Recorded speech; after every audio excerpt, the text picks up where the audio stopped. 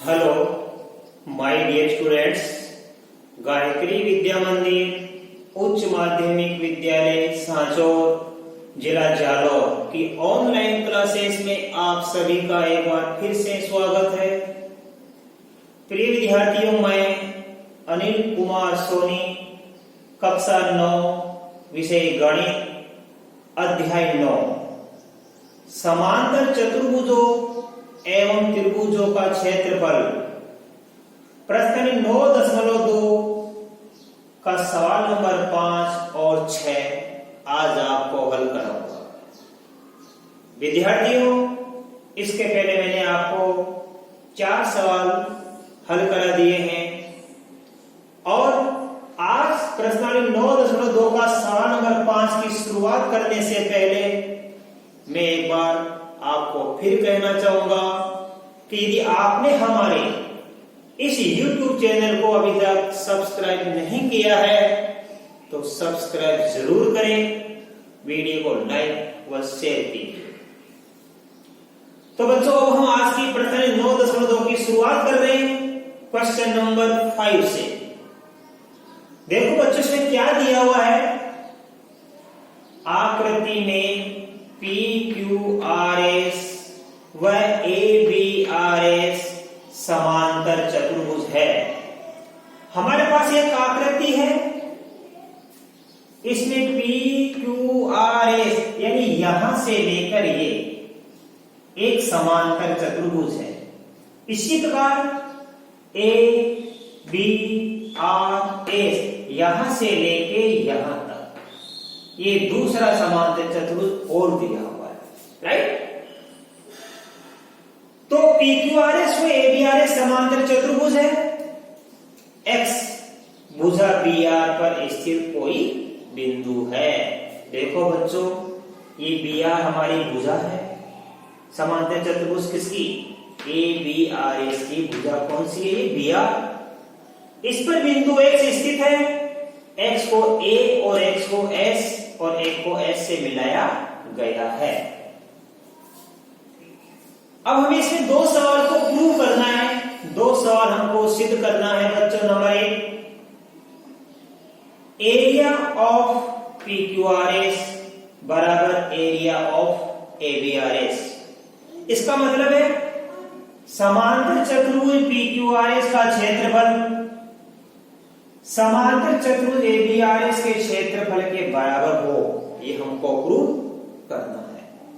Number 2, area of AXS बराबर 1/2 area of PQRS। इसका मतलब ये हुआ कि त्रिभुज AXS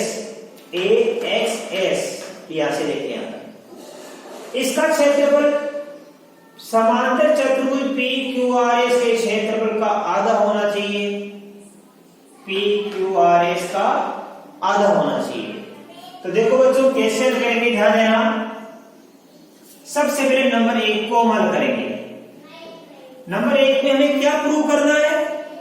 एरिया ऑफ PQRS बराबर एरिया ऑफ ABRS, यानी ये PQRS जो हमारा क्षेत्रफल है, समांतर चतुर्भुज का क्षेत्रफल है, ये ABRS इसके क्षेत्रफल के बराबर होना चाहिए।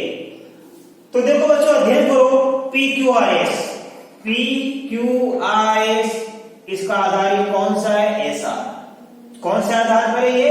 PQRS जो हमारा समांतर चतुर्भुज है, ये कौन से आधार पर स्थित है? SR का। अब ABRS ये भी कौन से आधार पर स्थित है? SR आधार पर स्थित है। और इस SR जो आधार है, इसके सम्मुख भुजा कौन सी है? PB। ये समांतर भुजा इसी के है, तो SR और PB क्या होगी? समांतर भुजा हो गई। और इन्हीं समांतर भुजाओं के बीच में दोनों ही समांतर चतुर्भुज स्थित है। तो लिखेंगे, देखो, चूंकि समांतर चतुर्भुज PQRS तथा समांतर चतुर्भुज ABRS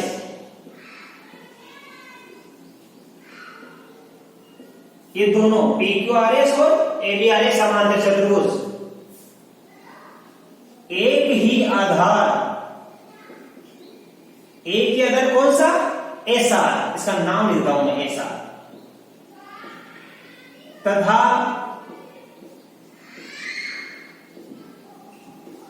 एक ही समांतर रेखाओं, एक ही समांतर रेखाओं कौन कौन सी? SR और PB, SR और PB या SR और PQ बोल सकते हैं। SR समांतर PB बोल सकते हैं अपन पर स्थित है, राइट। तो क्या लिखेंगे? हम जानते हैं चूंकि एक ही आधार तथा एक ही समांतर रेखाओं के मध्य स्थित दो समांतर चतुर्भुजों का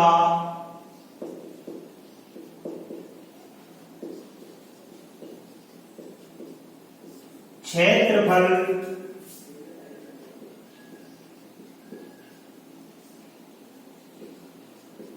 समान होता है। बच्चों, मैंने आपको इस प्रश्नावली की शुरुआत के कराते समय जो बेसिक लिखा है उसमें मैंने आपको नियम लिखाए थे। एक ही आधार तथा एक ही समांतर रेखाओं के मध्य जब दो समांतर चतुर्भुज बन जाते हैं तो दोनों ही समांतर चतुर्भुजों का क्षेत्रफल समान होता है। इसलिए ये PQRS समांतर चतुर्भुज और ABRS समांतर चतुर्भुज का क्षेत्रफल क्या होगा? समान। इसलिए एरिया ऑफ PQRS बराबर एरिया ऑफ ABRS। और बच्चों, पहले सवाल में हमको यही तो प्रूव करना था क्या कि PQRS और ABRS समांतर चतुर्भुज का क्षेत्र हमको क्या लाना है? बराबर। इनका क्षेत्र दोनों का बराबर क्यों हुआ? क्योंकि ये दोनों समांतर चतुर्भुज एक ही आधार SR तथा एक ही समांतर रेखाओं SR और PB के मध्य स्थित है, के मध्य स्थित है। इसलिए दोनों का क्षेत्र क्या होगा? समान। ये हमारी समीकरण नंबर 1 होगी बच्चों, और यही तो हमें सिद्ध करना था। नंबर 1 हमने प्रूव कर दिया बच्चों। अब देखिए नंबर 2, अच्छी तरह समझना। त्रिभुज AXS इसका क्षेत्रफल किसका आधा होना चाहिए? PQRS का। इस PQRS का आधा लाना हमको। तो देखो बच्चों, त्रिभुज AXS ये रहा, कौन से आधार पर है? AS पर। और ABRS जो हमारा समांतर चतुर्भुज है इसका आधार भी कौन सा है? AS। तो ABRS ये समांतर चतुर्भुज भी AS आधार पर है और ये त्रिभुज AXS ये भी AS आधार पर स्थित है। तो बच्चों लिखेंगे यहां देखो, चूंकि त्रिभुज AXS तथा समांतर चतुर्भुज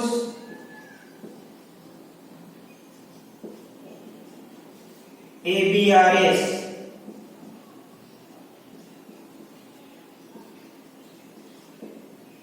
एक ही आधार कौन सा आधार, एएस, तथा एक ही समांतर रेखाओं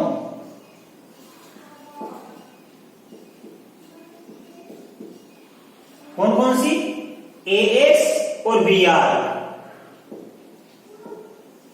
एएस व बीआर के मध्य स्थित है। हम जानते हैं चूंकि एक ही आधार व एक ही समांतर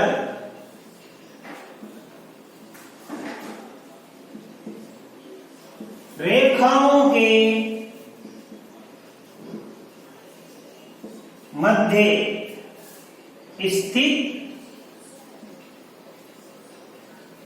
त्रिभुज का क्षेत्रफल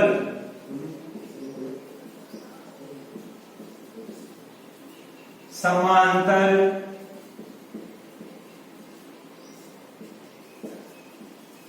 चतुर्भुज के क्षेत्रफल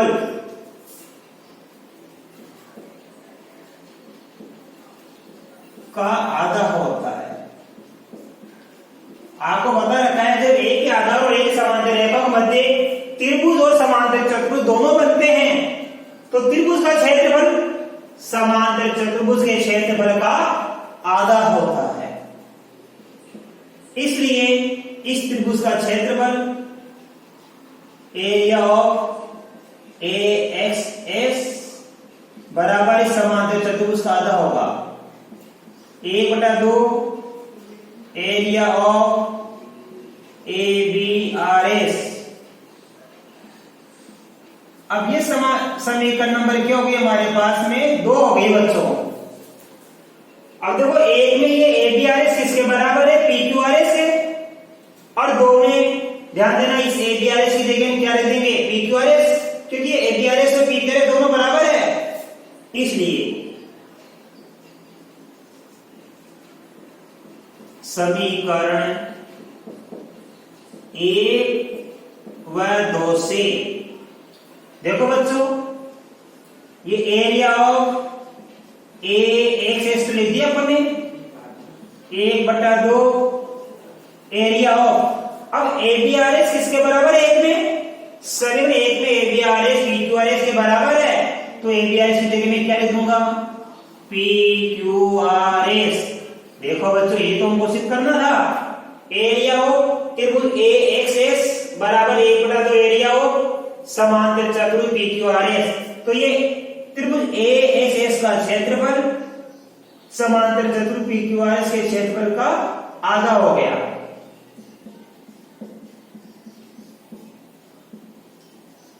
और बच्चों यही तो हमें सिद्ध करना था। इस प्रकार हमने बच्चों यहाँ पे सवाल नंबर 5 के दोनों क्वेश्चन नंबर 1 और क्वेश्चन नंबर 2 हमने हल कर दिए। अब आप बच्चों इसका स्क्रीनशॉट लीजिए, मैं आपको इसके बाद अगला सवाल नंबर 6 आपको हल कराऊंगा।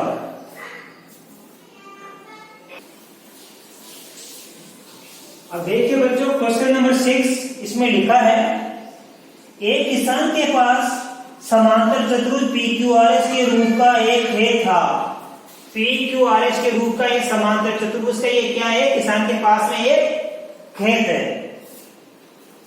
उसने RS पर स्थित कोई बिंदु A लिया, इस RS भुजा पर बिंदु क्या लिया, A।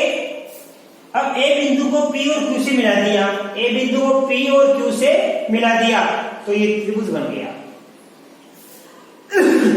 खेत कितने भागों में विभाजित हो गया, इन भागों के आकार क्या है बच्चों, खेत 3 भागों में बढ़ गया, 1 त्रिभुज 2 त्रिभुज 3 त्रिभुज। तो 3 भागों बढ़ गया, 3 त्रिभुजाकार भागों बढ़ गया। वह किसान खेत में गेहूं और दाल बराबर भागों में अलग अलग बोना चाहती है, वह ऐसा कैसा करे। बच्चों इन 3 भागों में से वो बराबर भागों में क्या करना चाहती है, दाल और गेहूं बोना चाहती है। तो देखो बच्चों कैसे करेंगे, ध्यान देना। समांतर चतुर्भुज PQR एस में ए SR पर स्थित कोई बिंदु है, ए को P व Q से मिलाने पर समांतर चतुर्भुज 3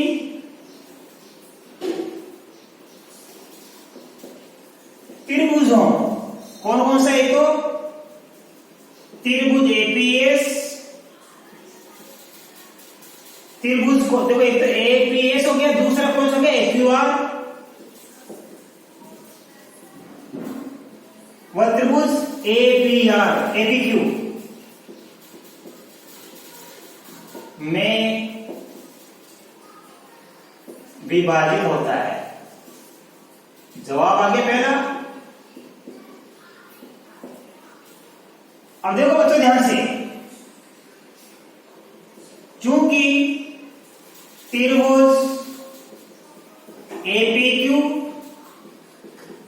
तथा समांतर चतुर्भुज PQRS, ये त्रिभुज APQ और समांतर चतुर्भुज PQRS एक ही आधार, कौन सा आधार PQ तथा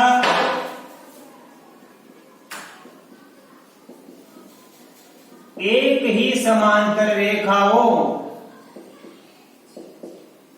कौन कौन सी, PQ व SR, PQ व SR के मध्य स्थित है, के मध्य स्थित है।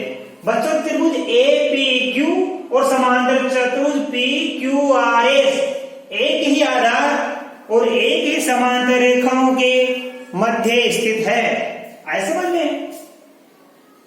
चूंकि एक ही आधार व एक ही समांतर रेखाओं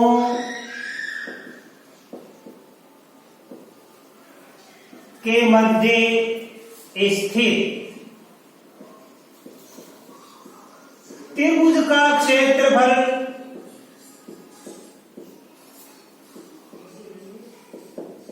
समांतर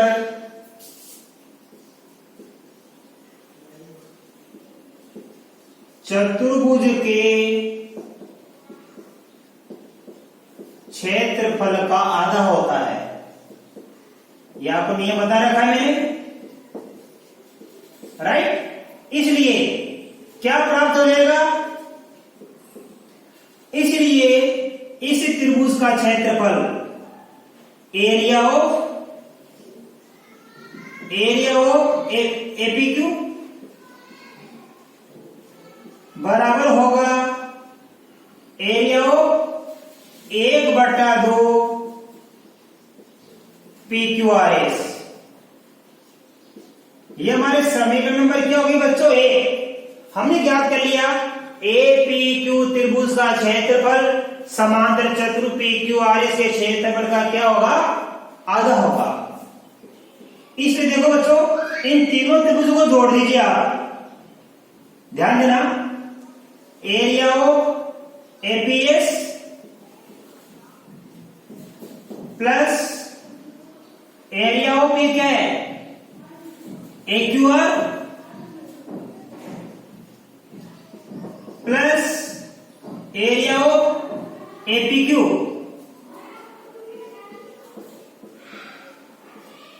इन त्रिभुजों को, तीनों त्रिभुज के क्षेत्र को जोड़ेंगे तो किसके बराबर होगा? एरिया ऑफ समांतर चतुर्भुज PQRS के बराबर होगा ये, राइट। अब आप ध्यान देना बच्चों अच्छे से, ये PQRS ध्यान देना, इसलिए area of APS plus area of AQR plus, अब ये APQ, देखो APQ का मान किसके बराबर है? ये APQ का मान किसके बराबर है? यहाँ पे PQRS के बराबर है, 1/2 PQRS के। तो इसकी जगह हम क्या लिखेंगे? ध्यान देना, APQ की जगह हम लिखेंगे एरिया ऑफ 1/2 PQRS बराबर क्या लिखेंगे? Area of PQRS। अब ध्यान देना, इसलिए area of APS plus area of AQR बराबर area of PQRS minus area of 1/2, इसका कर देंगे पक्षांतर, 1/2 area of 1/2 PQRS, area of 1/2 PQRS, ठीक है। अब आप ध्यान देना क्या बच जाएगा, इसलिए area of APS plus area of AQR बराबर क्या हो जाएगा? इस PQRS से ज्यादा कम करेंगे तो क्या बच जाएगा? 1/2 एरिया ऑफ PQRS, ठीक है। ये 1/2 है ये पे। अब ये समीकरण नंबर हमारे पास हो गई 2, तो 1 व 2 से, समीकरण 1 व 2 से ध्यान देना, एरिया ऑफ APQ ये बराबर किसका हो जाएगा? इस area of APS plus area of AQR, ठीक है बच्चों। इसका मतलब क्या? इन दोनों का योग इसके बराबर होगा, तो क्या करेंगे किसान? इसलिए किसान त्रिभुज APQ में दाल, तो शेष दोनों त्रिभुजों में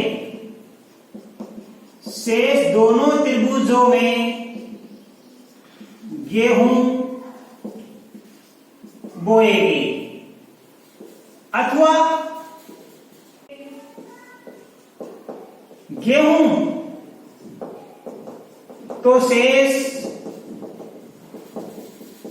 दोनों त्रिभुजों में दाल बोएगी, तभी उनकी बराबर मात्रा प्राप्त होगी बच्चों। अब आपके अच्छी तरह समझ में आ गया। धन्यवाद।